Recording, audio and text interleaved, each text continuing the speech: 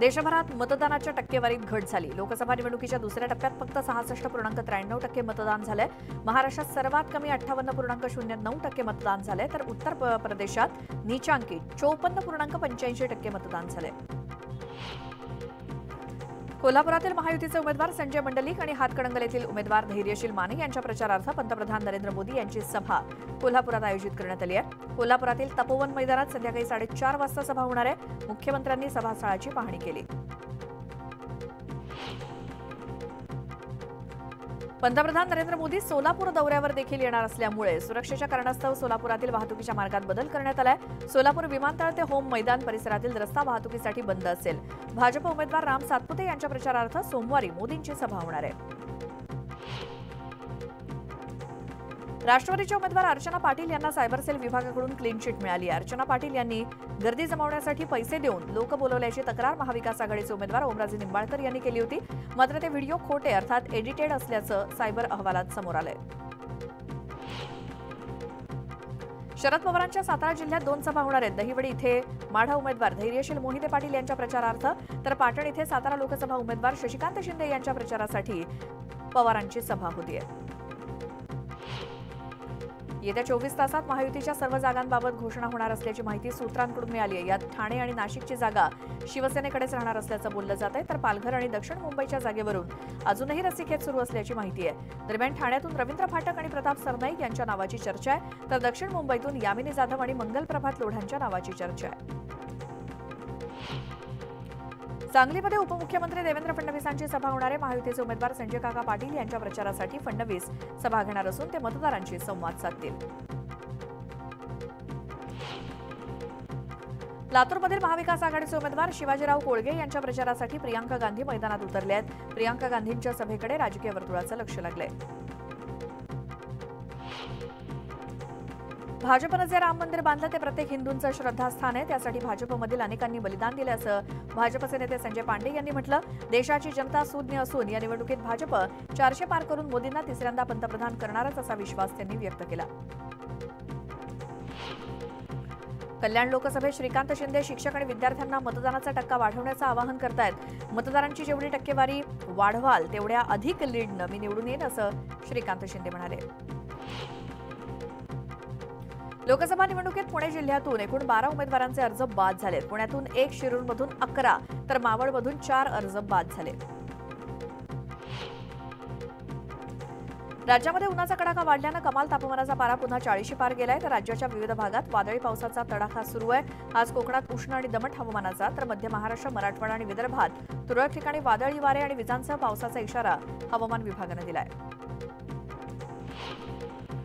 मुंबईमध्ये कालपासून अधिक उष्णता जाणवू लागली आहे। सांताक्रूज येथे 35 अंशांहून अधिक कमाल तापमानाची नोंद झाली असून ढगाळ वातावरणामुळे नागरिक उकड्यानं हैराण झाले, तर उत्तर कोकणामध्ये पालघर आणि ठाणे जिल्ह्यात तुरळक ठिकाणी पावसाची नोंद झाली। पुण्यातील तापमानाचा पारा पुन्हा 40 अंशांच्या पुढे जाणार असल्याचा अंदाज आहे भारतीय हवामानशास्त्र विभागाचा। तापमान वाढीसोबतच संध्याकाळनंतर आकाश अंशतः ढगाळ राहून विजांच्या कडकडाटासह पावसाची शक्यता वर्तवण्यात आली आहे। जलवाहिनी बदलण्याच्या कामामुळे पुढील आठवड्यात कांदिवली आणि बोरिवली परिसरात 24 तासांसाठी पाणीपुरवठा बंद असणार आहे। 2 मे रोजी रात्री 10 वाजल्यापासून 3 मे रोजी रात्री 10 वाजेपर्यंत आर दक्षिण आणि आर मध्य विभागातील काही परिसरातील पाणीपुरवठा बंद असेल। धाराशिवमध्ये पाणी टंचाईच्या झळा दिवसेंदिवस वाढत आहेत। उष्णतेचा पारा 40शी पार गेलाय, तर टँकरची संख्या 100 पार गेली आहे। टँकरची मागणी वाढत असून दररोज 2 पेक्षा अधिक नवीन टँकर सुरू करण्यात येत आहेत। उन्हाच्या झळांसोबत बाजारात लिंबाचे दर सुद्धा वाढत आहेत। मागील महिन्याभरापासून नगर आणि सोलापुरात लिंबाचे दर प्रति क्विंटल 10,000 रुपयांवरती पोहोचलेत, तर अन्य बाजार समित्यांमध्ये मात्र लिंबाच्या दरात चढउतार सुरू आहेत। चिपळूण तालुक्यातील ग्रामीण भागात शेवटच्या टप्प्यात तयार होत असलेला हापूस आंबा मे अखेरीस हाती येणार आहे। याच कालावधीत अवकाळी पावसाचं आगमन होतं, त्यामुळे तयार होणारा आंबा पावसाच्या तडाख्यात सापडण्याची शक्यता आहे। यामध्ये आंबा बागायतदारांचं मोठं नुकसान होण्याची शक्यता आहे। बुलढाणा जिल्ह्याला पुन्हा एकदा अवकाळी पावसानं तडाखा दिला। जळगाव जामोद परिसरात वादळी वाऱ्यासह आलेल्या पावसामुळे अनेक झाडं उन्मळून पडली, तर घरावरील पत्रे देखील उडालेत। पिकांचं देखील नुकसान झाल्यामुळे शेतकरी पुन्हा एकदा मेटाकुटीला आलाय। वाढत्या तापमानामुळे रावेर, यावल, मुक्ताईनगर, चोपडा येथील केळी बागा धोक्यात आल्या। त्यातच केळीच्या दरात सुद्धा घसरण झाल्यामुळे केळी उत्पादक हवालदिल झाले। तुळजाभवानीचं शहाजीराजे महाद्वार 8 दिवसांनंतर भाविकांसाठी खुलं करण्यात आलंय. चैत्र पौर्णिमेच्या यात्रेत गर्दीच्या नियोजनासाठी महाद्वार बंद करण्यात आलं होतं, मात्र तुळजापुरात येणाऱ्या भाविकांची गैरसोय टाळण्यासाठी महाद्वार खुलं करण्यात आलंय.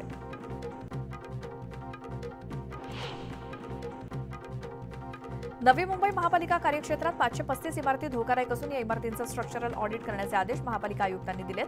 पावसाळ्यात कोणतीही दुर्घटना घडू नये यासाठी हा निर्णय घेण्यात आलाय. दरवर्षीप्रमाणे याही वर्षी कोकण रेल्वे मार्गावरती पावसाळी वेळापत्रक लागू होणार आहे. आता प्रवाशांना कोकणात जाण्यासाठी वंदे भारत, तेजस आणि एलटीटी मडगाव एक्सप्रेसची तिकीटं काढता येणार आहेत.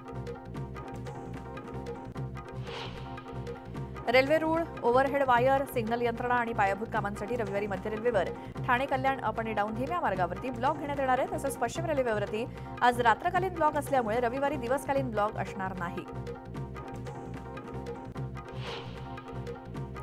मोकळ्या डब्यातून प्रवास करण्यासाठी तिकीट न काढता फर्स्ट क्लासच्या डब्यांमधून प्रवास करणाऱ्यांची संख्या वाढली आहे. एप्रिलच्या पहिल्या 15 दिवसात फर्स्ट क्लासमधून विना तिकीट प्रवास करणाऱ्या 14,869 प्रवाशांवरती मध्य रेल्वेनं कारवाई केली.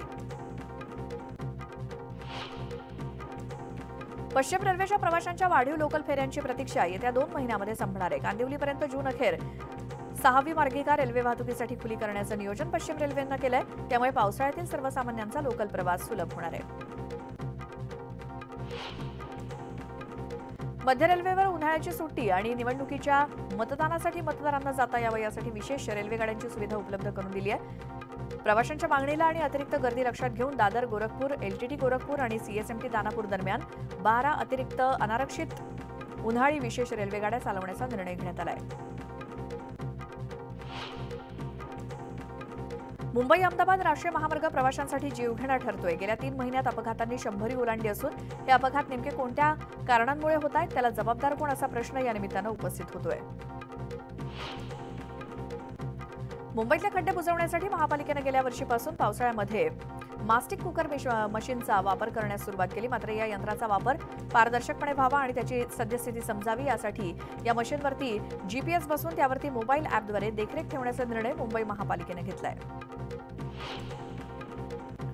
झाडांची छाटणी वेळेत पूर्ण करून घेण्यासाठी मुंबई महानगरपालिकेनं नोटिसा पाठवल्यानंतर नागरिकांची धावपळ सुरू झाली. 3000 आस्थापनांनी पालिकेकडे परवानगीसाठी अर्ज केलेत.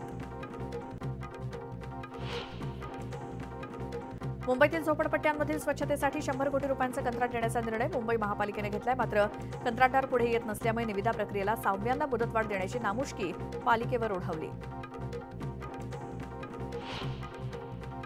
किनारी रस्ता आणि वांद्रे वरळी सागरी सेतूला सांधणारा बो आर्च स्ट्रिंग गर्डर जोडण्यात मुंबई महापालिकेला यश आलंय. भारतातील हा पहिलाच प्रयोग यशस्वी ठरल्यानं महानगरपालिकेच्या शिरपेचात आणखी एक मानाचा तुरा रोवला गेलाय.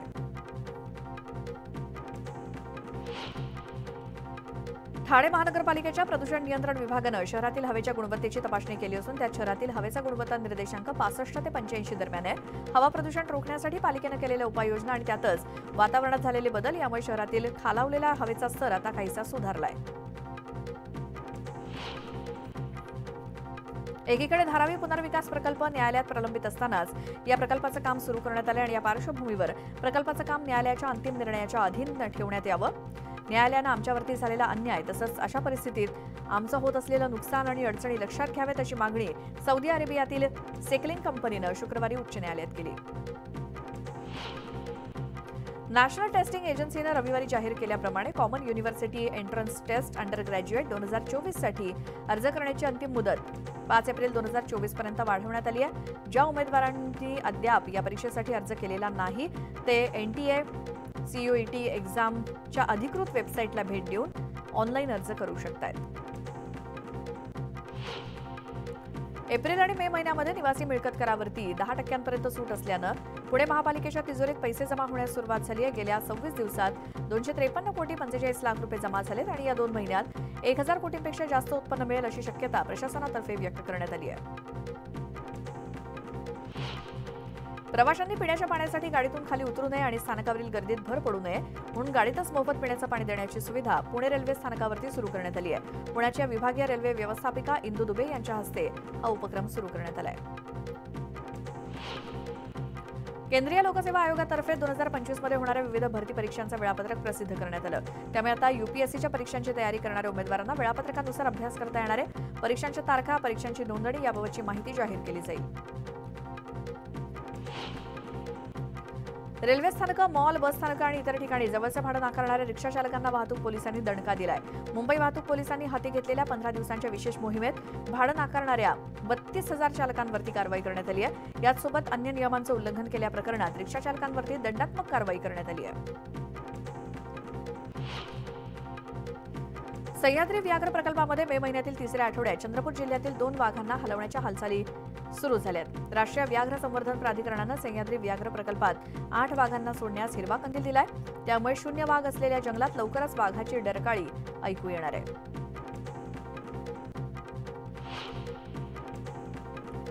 जिल्हा परिषदेच्या शिक्षकांची आंतरजिल्हा बदली आता कायमची बंद करण्यात आली. आता भरती झालेल्या शिक्षकांना पुन्हा दुसऱ्या जिल्ह्यात जाता येणार नाही.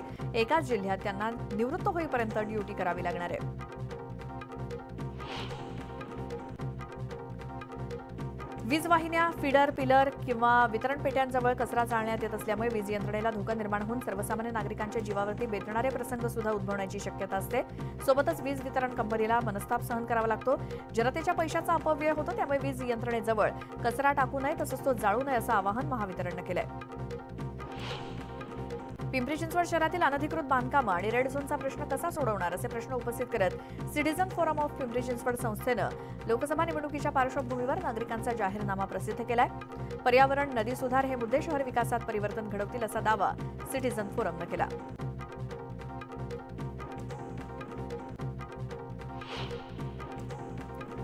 या बातम्यांचा इथे एक छोटासा ब्रेक घेऊन लगेच परत येऊया. तुम्ही पाहत राहा न्यूज 18 लोकमत.